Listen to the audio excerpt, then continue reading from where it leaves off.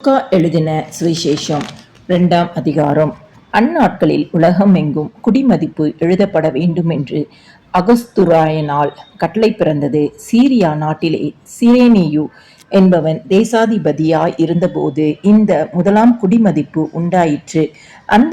அந்தபடி குடிமதிப்பு எழுதப்படும்படிக்கு எல்லாரும் தங்கள் தங்கள் ஊர்களுக்கு போனார்கள். அப்பொழுது யோசேப்பும் தான் தாவீதின் வம்சத்தானும் குடும்பத்தானுமாய் இருந்தபடியினாலே தனக்கு மனைவியாக நியமிக்கப்பட்டு கர்ப்பவதியான மரியாளுடனே குடிமதிப்பு எழுதப்படும்படி கலிலேயா நாட்டில் உள்ள நாசரேத் ஊரிலிருந்து யூதேயா நாட்டில் உள்ள பெத்லெகேம் என்னும் தாவீதின் ஊருக்கு போனான்.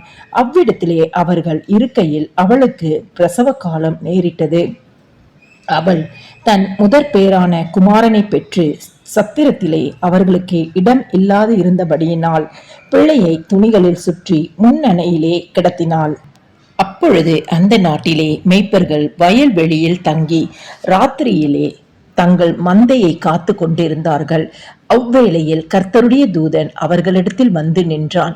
கர்த்தருடைய மகிமை அவர்களை சுற்றிலும் பிரகாசித்தது. அவர்கள் மிகவும் பயந்தார்கள். தேவதூதன் அவர்களை நோக்கி, பயப்படாது இருங்கள், இதோ எல்லா ஜனத்துக்கும் மிகுந்த சந்தோஷத்தை உண்டாக்கும் நற்செய்தியை உங்களுக்கு அறிவிக்கிறேன். இன்று கர்த்தராகிய கிறிஸ்து என்னும் இரட்சகர் உங்களுக்கு தாவீதின் ஊரிலே பிறந்திருக்கிறார். பிள்ளையை துணிகளில் சுற்றி முன் அணையிலே கிடைத்திருக்க காண்பீர்கள். இதுவே உங்களுக்கு அடையாளம் என்றான்.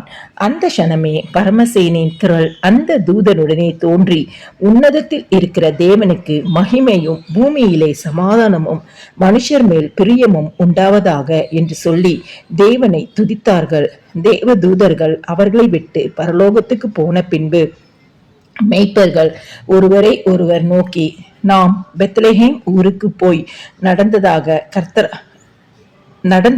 கர்த்தரால் நமக்கு அறிவிக்கப்பட்ட இந்த காரியத்தை பார்ப்போம் வாருங்கள் என்று சொல்லி தீவிரமாய் வந்து மரியாளையும் யோசேப்பையும் முன்னணையிலே கிடத்தி இருக்கிற பிள்ளையையும் கண்டார்கள். கண்டு அந்த பிள்ளையை குறித்து தங்களுக்கு சொல்லப்பட்ட சங்கதியை பிரசித்தம் பண்ணினார்கள். மெய்ப்பராலே தங்களுக்கு சொல்லப்பட்டதை கேட்ட யாவரும் அவைகளை குறித்து ஆச்சரியப்பட்டார்கள். மரியாளோ அந்த சங்கதிகளை எல்லாம் தன் இருதயத்திலே வைத்து சிந்தனை பண்ணினாள். மேய்ப்பர்களும் தங்களுக்கு சொல்லப்பட்டதின்படியே கேட்டு கண்ட எல்லாவற்றிற்காகவும் தேவனை மகிமைப்படுத்தி துதித்து கொண்டு திரும்பி போனார்கள்.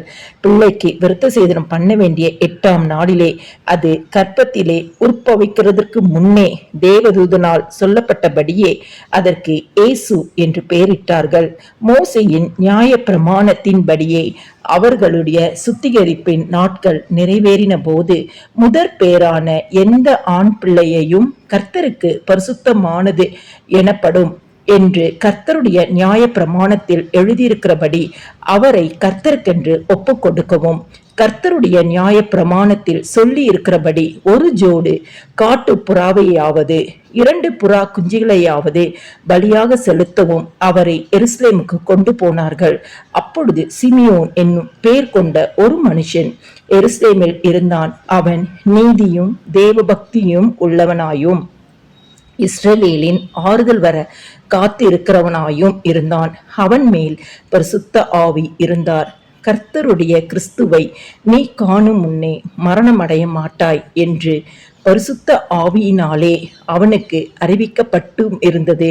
அவன் ஆவியின் ஏவுதலினால் தேவாலயத்தில் வந்திருந்தான்.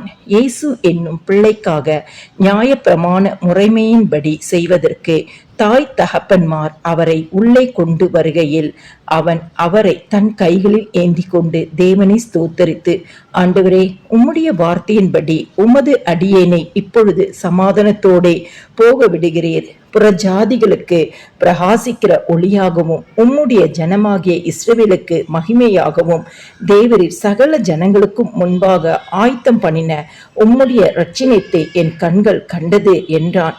அவரை குறித்து சொல்லப்பட்டவைகளுக்காக யோசேப்பும் அவருடைய தாயாரும் ஆச்சரியப்பட்டார்கள்.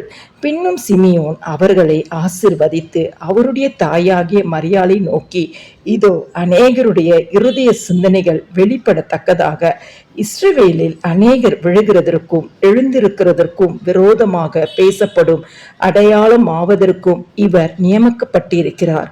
உன் ஆத்துமாவையும் ஒரு பட்டயம் உருவி போகும் என்றான். ஆசேருடைய கோத்திரத்தாலும் பானுவேலின் குமாரத்தியுமாகிய அன்னாள் என்னும் ஒரு தீர்க்கதரிசி இருந்தாள். அவள் கன்னி பிரயாத்தில் விவாகமானது முதல் 7 வருஷம் புருஷனுடனே வாழ்ந்தவளும் அதிக வயது சென்றோளுமாய் இருந்தாள்.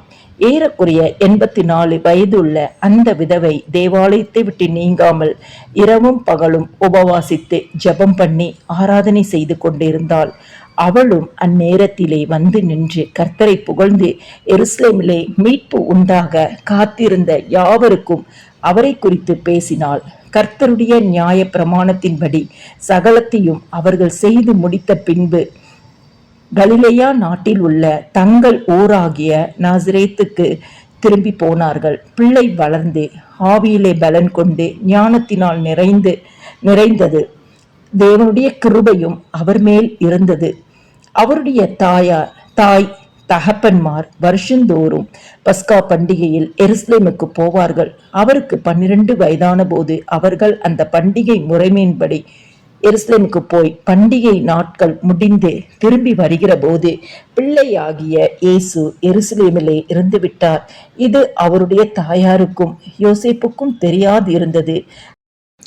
அவர் பிரயாணக்காரரின் கூட்டத்திலே இருப்பார் என்று அவர்கள் நினைத்து ஒரு நாள் பிரயாணம் வந்து உறவின் முறையாரிடத்திலும் அறிமுகமானவர்களிடத்திலும் அவரை தேடினார்கள்.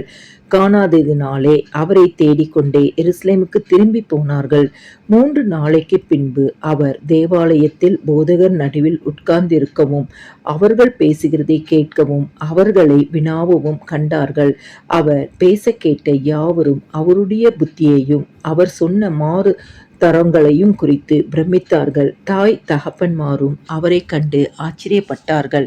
அப்பொழுது அவருடைய தாயார் அவரை நோக்கி, மகனே, ஏன் எங்களுக்கு இப்படி செய்தாய்? இதோ உன் தகப்பனும் நானும் விசாரத்தோடே உன்னை தேடினோமே என்றாள். அதற்கு அவர், நீங்கள் ஏன் என்னை தேடினீர்கள்? என் பிதாவுக்கு அடுத்தவைகளில் நான் இருக்க வேண்டியதென்று அறியீர்களா என்றார். தங்களுக்கு அவர் சொன்ன வார்த்தையை அவர்கள் உணர்ந்து கொள்ளவில்லை. பின்பு அவர் அவர்களுடனே கூட போய் நாசரேத் ஊரில் சேர்ந்து அவர்களுக்கு கீழ்ப்படிந்திருந்தார். அவருடைய தாயார் இந்த சங்கதிகளை எல்லாம் தன் இருதயத்திலே வைத்து கொண்டாள். இயேசுவானவர் ஞானத்திலும் வளர்த்திலும் தேவ கிருபையிலும் மனுஷர் தயவிலும் அதிகமாய் விருத்தி அடைந்தார்.